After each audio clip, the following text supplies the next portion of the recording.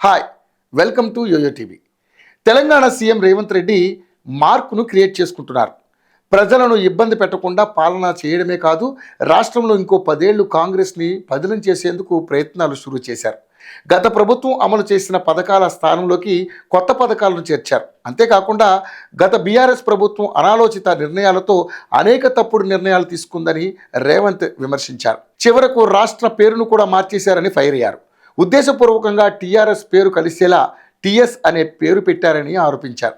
ఈ మేరకు రాష్ట్ర అధికారిక పేరుగా ఉన్న తెలంగాణ స్టేట్ను కేవలం తెలంగాణగా మారుస్తూ రేవంత్ రెడ్డి సర్కార్ కీలక నిర్ణయం తీసుకుంది. తెలంగాణ ఉద్యమ సమయంలో ఉన్న టీజీ స్థానంలో టీఎస్ పేరును తీసుకొచ్చారన్నారు. ఈ మేరకు ఉద్యమ సమయంలో ఉన్న టీజీ పేరును తిరిగి తీసుకొచ్చారు రేవంత్ రెడ్డి. ప్రభుత్వ సంస్థలకు టీజీ పేరును చేర్చారు. ప్రభుత్వ కార్యాలయాలు తమ శాఖలకు ముందు ఉన్న టీఎస్ పేరును తొలగించి టీజీగా మార్పులు చేశారు. వాహన రిజిస్ట్రేషన్లను కూడా టీజీ పేరుతో చేస్తున్నారు. కొత్తగా వాహనాలు రిజిస్ట్రేషన్ టీజీ పేరుతోనే చేయాల్సి ఉంటుందని ఆదేశాలు ఇచ్చారు. ఇష్టమైతే పాత వాహనాలు కూడా టీజీ పేరుతో రిజిస్ట్రేషన్ చేసుకోవచ్చని చెప్పారు. అనంతరం ప్రభుత్వం మరో కీలక నిర్ణయం తీసుకుంది. తెలంగాణ పోలీస్ శాఖ లోగోను మార్చాలని నిర్ణయం తీసుకుంది. కొత్త లోగోను డిజైన్ కూడా చేయించింది.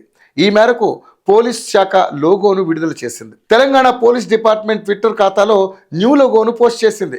గత లోగోలో ఉన్న తెలంగాణ స్టేట్ పోలీస్ తొలగించి తెలంగాణ పోలీస్ అనే పేరుతో కొత్త లోగోను డిజైన్ చేశారు.